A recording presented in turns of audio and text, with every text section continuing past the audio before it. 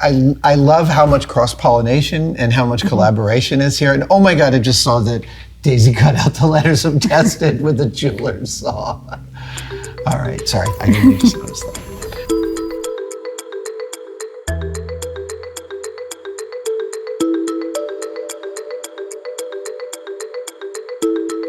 Hey everybody, Adam Savage, and I am here in the National Park Service Museum Conservation Lab with Daisy. Good morning. Good morning. Now you, I've been hearing from your colleagues, are a maker of some special tools for specific challenges.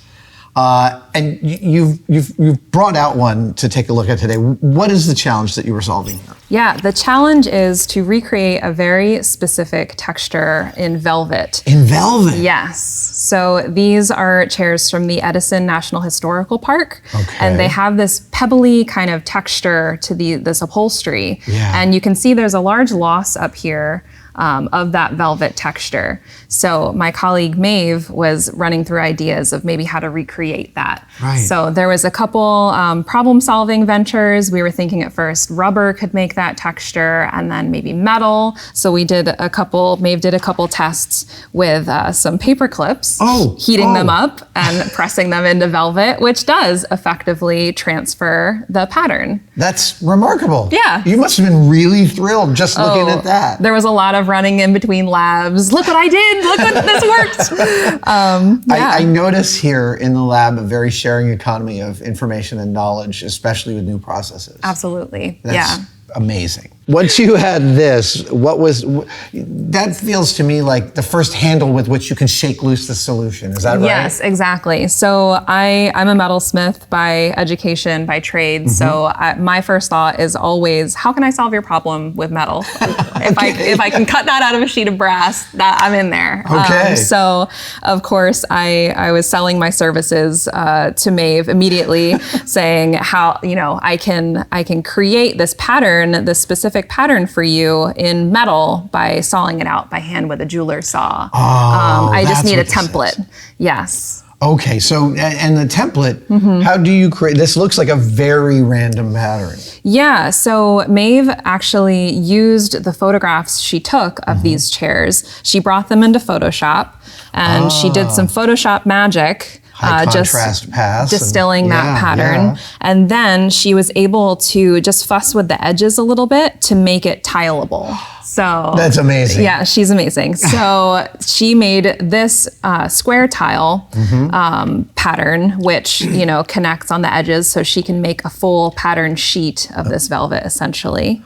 Okay. So the goal will be not necessarily to apply something to the chair, but to get this pattern onto a piece of velvet that then gets put on over. Exactly, and you can see it right here. So this is the after treatment image. Yes. And you can see the fill just coming in over that loss with the textured velvet that we were able to create. I really appreciate that you guys aren't going for the magic trick of repair. You're doing enough repair that you can take in actually this is a question. Is the philosophy that as long as the repair is enough that you feel like you see the object without having to take that in on first glance? Is that exactly, about it? Yeah. So that's how we approach a lot of aesthetic compensation, especially because that's what this is. This chair would be structurally fine. Maeve made sure that there was no hanging threads to catch on anything. We did a little work to the woodwork below to make sure nothing was falling apart. But the last step is essentially aesthetic compensation. So that's, you're doing a little bit, you're stepping back. Do I still notice that spot? Okay, going in for more. Do I still notice that spot? Because you want the viewer, the visitor to the park to be able to appreciate the object for what it is and not see a gaping hole and say, oh, well, somebody's not taking care of that. We like to make things look cared for, but still and then used. when you see that, you can see the repair, you understand that someone is taking care of it. Exactly, yeah. That's great. So in a way, the conservation becomes part of the history of the object as well. Yeah, and that's why we like to document it so well. Sure. Especially, that's a huge part of the ethics of this field is informing future conservators. Well, that's my other question is there a conference you can go and you'll present a paper and all the people who work with velvet are mind blown? There sure is. Oh, really? Yeah, we do. We have an annual conference of our professional organization, so that's a great place to swap stories and that's awesome. treatment techniques. So the pattern from here goes onto a sheet of brass. So this just paper printed from the template, adhered to a sheet of brass, and then I drill holes in each little internal space, and then one by one threading the saw, the blade of the jeweler's saw. You seem familiar with this process. The piercing saw has only recently entered the canon of my shop tools, and I've literally gave away my scroll saw. Yeah, I am so much happier with the hand solution than the mechanical solution. And I mean, while I look at this and it makes me tired just looking at it, I'm guessing this didn't take like a day for you to do. Yeah, not a day. And I have a background in, doing this very thing. So I'm lucky in that I kind of have a muscle memory for it. But still, wrestling with the scroll saw blade, it's also more intuitive. You've got that hand-eye connection with the blade. You can make sure not to get it tangled or twisted when you're using a jeweler's saw. I just find it much more intuitive, and it's a tool that works for you instead of you working for the tool. I totally agree. Okay, so once you have your pattern, you want to imprint it on the velvet, but then color becomes a huge factor. Exactly. Yeah, and not just a factor in, the overall aesthetic, but the paint itself played a big role in making the imprint so successful. Oh, really? Yeah, the way that it interacted with the heat when the iron was introduced. And yeah, Maeve can definitely talk more about that. Excellent. All right, Maeve, you go to Daisy and ask for a solution to transfer this pattern. She comes up with this amazing solution, and you guys learn that it makes an imprint in the velvet, but the issue isn't fully solved yet, is it? Okay, what are the other considerations for getting this across the finish line? So when I was doing my tests with paper clips, I found that the fiber content of the velvet really mattered for how much the impression stuck. Okay. So something that has some synthetic or like rayon content worked the best. Because it melts under the heat. It melts, yeah.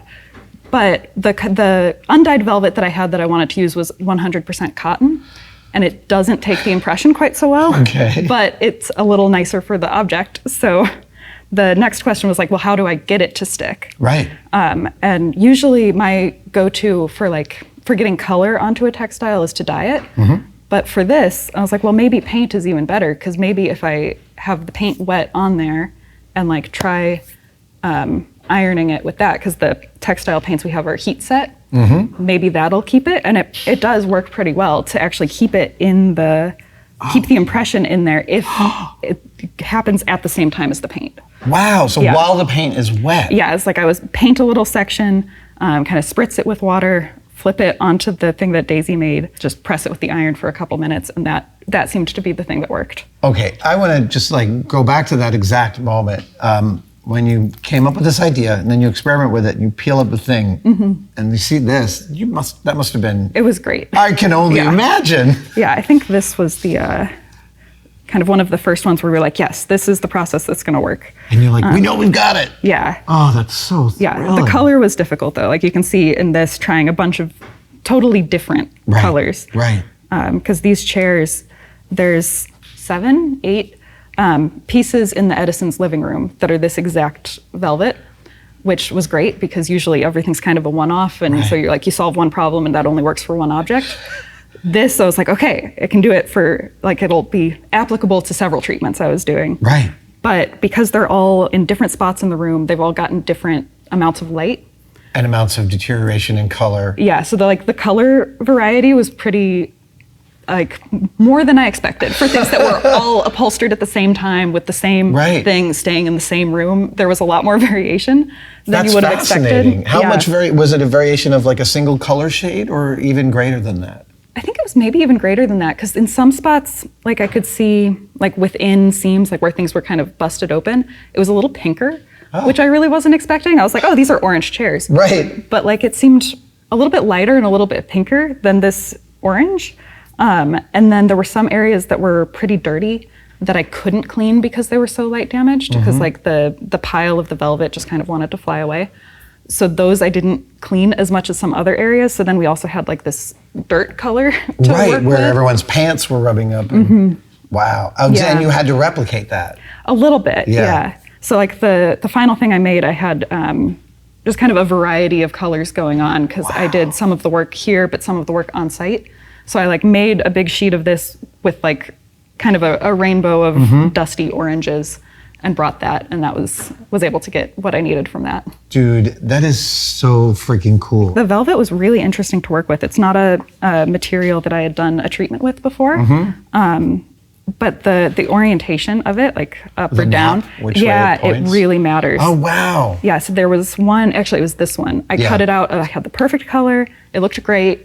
I was really happy with it. I cut out this crazy shape. Oh, this shape. Oh, yeah, here you actually, go. this That's one, what, okay. Yeah, so this void here is what went on there. What ends up filling that. But I had it, what I thought was the correct way around, but it looked like a completely different color. When I put it on the chair, like when I pinned it, I like stepped back and I was like, it's like shining. It's terrible. It was, so I was like, okay, well now I know it's opposite of what I think. Cut out another one and it like the exact same color, just flipped around. It looked perfect. And I was like, oh, okay, sure. It's fascinating. I mean, what I've been learning here, talking to you guys, you work with color a lot, but also reflectance. Yeah. Which is a totally different aspect. This surface treatment and the grain finish and the nap is like, I hadn't considered how absolutely vital these are to solving the kind of problems you have. Yeah, if something's like a little bit too shiny or not shiny enough, it takes you out of it like immediately. You go right there with your eyes.